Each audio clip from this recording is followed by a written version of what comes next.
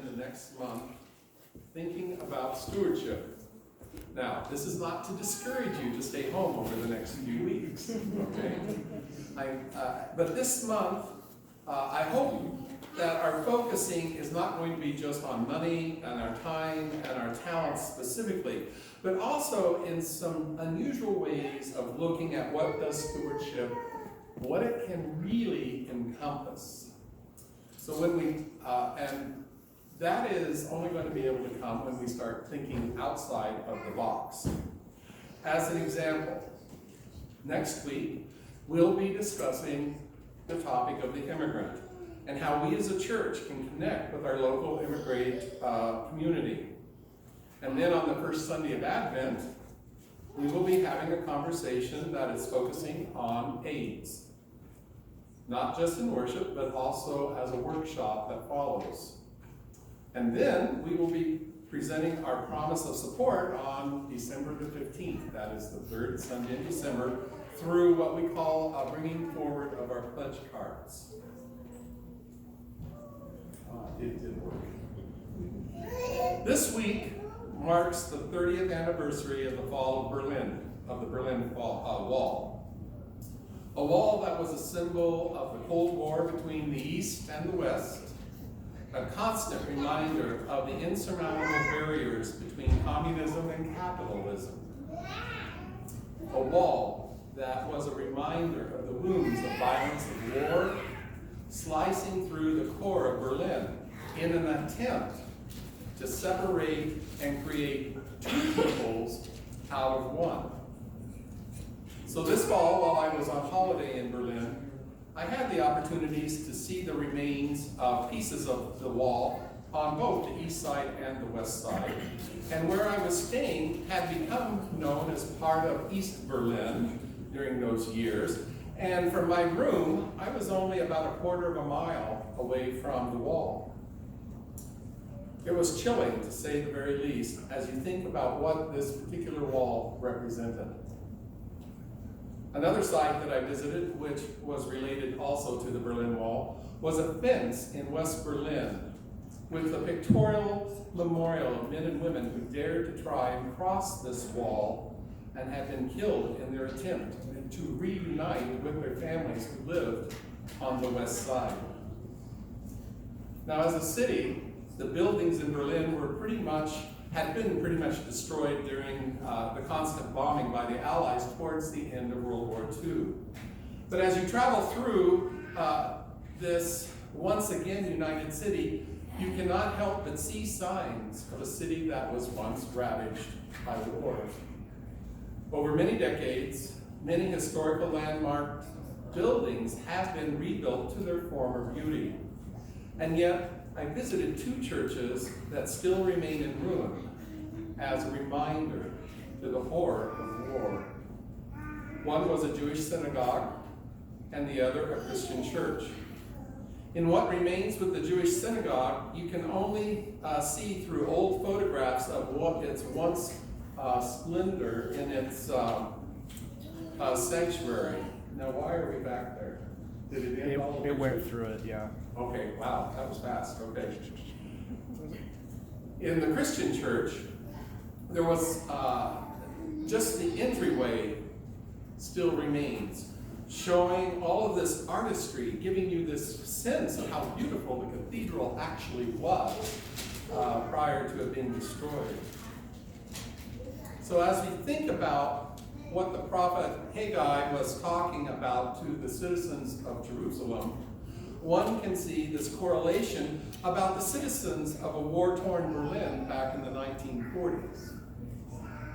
It was in 520 BCE that the descendants of the Hebrews had been allowed to leave captivity from Babylon back to their homeland and to the city of Jerusalem by the king Cyrus of Persia, with the idea that they could rebuild their homeland.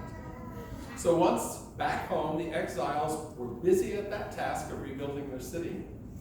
Among all of the new construction, it appeared that no one was really focused on rebuilding the temple. Haggai calls the people of Jerusalem to task by saying, is it right for you to live in your fancy home while the temple is still in ruin? Then he lists all the things that they have been busy doing, in essence reminding them that all that they have been doing is in vain because they have been ignoring God, who is in covenant with them, a God who led them out of slavery from Egypt and now out of captivity from Babylon. For Haggai, the temple must be built now, and argues that the temple represents their priorities and their alliances to God, who sustains them. Some of the citizens were arguing that they didn't really have enough money to invest in a new temple because they were busy trying to rebuild their lives, their homes, their businesses, the streets, the infrastructure. Now this sounds reasonable, but Hagar likens this argument to you earn money, but when you lose it all, you'll lose it all as if you had put it into a purse full of holes. Meaning, of course, that their priorities provide for only short-term satisfaction and not working towards the things that would give lifelong satisfaction.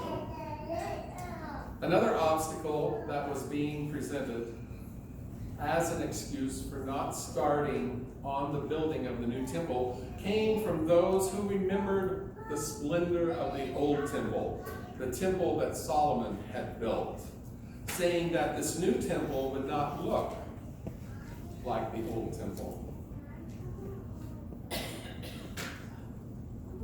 And are not these the same two obstacles that the church of today still faces? Money is tight in church budgets, with many saying that their personal budgets are stretched to the limit that they cannot give any more than what they have been giving. And then in the next breath start talking about what they're going to buy next, or what they are desiring to own, and how are they going to work towards paying for it. We as a society are bombarded all of the time by Fifth Avenue to buy this and to buy that, of how we are being deprived if we do not have the latest new gadgets. We are constantly being encouraged to not just keep up with the Joneses, but to actually outdo them. Many of us struggle with our finances because as a society, we are taught that we must have more to be happy, and that we must focus our material wealth on us and not on things that can improve life for the greater good of others. The plain and simple truth is, what we spend our money on reveals our priorities in life.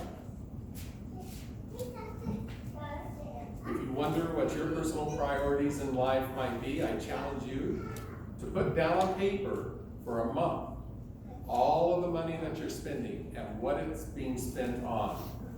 You might be surprised. The second obstacle that Hagar was addressing was the desire for the temple to be the same as it was earlier years. Many of us can remember exactly how church was back in the 1950s and 60s, back in a time before the cultural and sexual revolutions ruined everything in this country. Our churches were full with families who had mom and dad and 2.3 children. Now, I've often wondered what the 0.3 child looks like. So, are any of you a 0.3 child so I can get a visual of what it looks like? Paul is a 0.3. Okay. Oh, and so is Liz.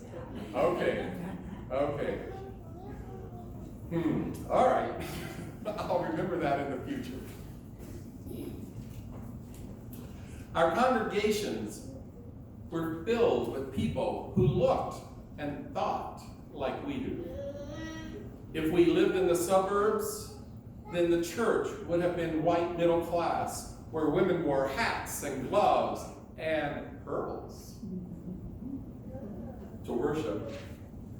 If the church were in the inner city, it was a church of color of some sort, economically challenged generally, and segregated from the upward mobile classes.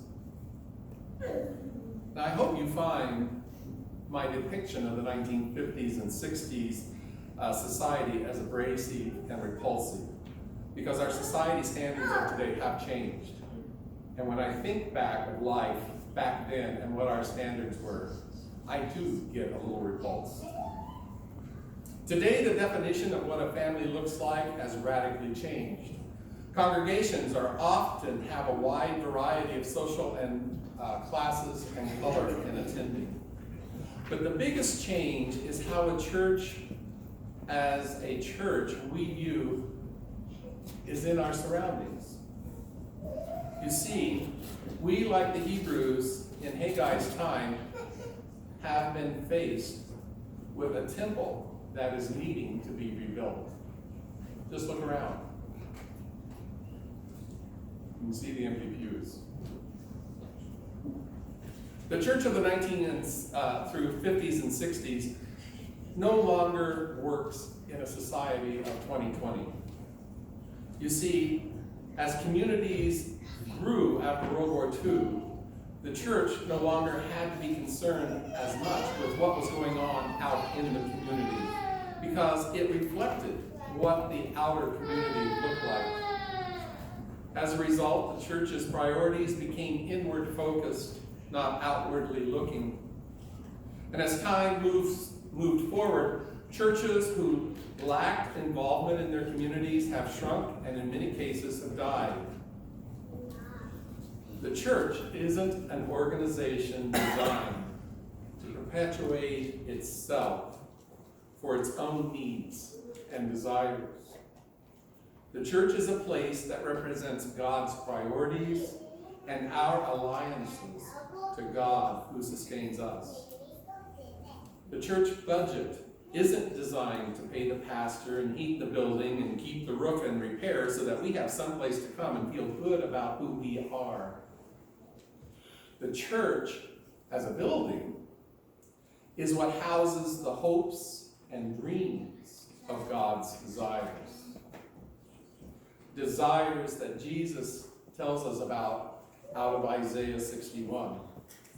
To feed the poor, to heal the sick, to minister to the captive, and to look after our widows and orphans, and to welcome the stranger, to welcome the immigrants, to walk alongside those who are struggling in life. Are we not all struggling in one way or another in life? We are called to work together toward building a new temple, and it does not resemble the old one. And God promises the new temple will be greater than the one before, and in this place, God will give peace. Amen.